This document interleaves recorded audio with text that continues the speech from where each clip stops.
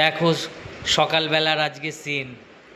তো সকালবেলা এত বৃষ্টি হয়ে গেছে, মাছ আনতে মাছের আড়তে গিয়েছিলাম শ্রীরামপুরে। আর জলে পুরো রাস্তা পুরো ভর্তি হয়ে গেছে।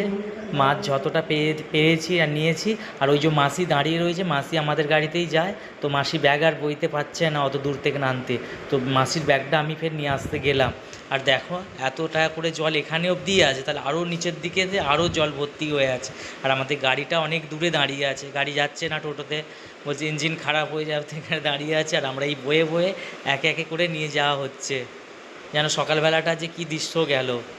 ভালো মাল কিনতে পারিনি, যতটা পেরেছি নিয়েছি। আর নিয়েই গাড়িতে যাচ্ছি এখন আস্তে আস্তে। হ্যাঁ, ওই যে গাড়ি দাঁড়িয়ে রয়েছে। আর এই যে টোটোতে রেখে দিলাম মালটা আস্তে আস্তে।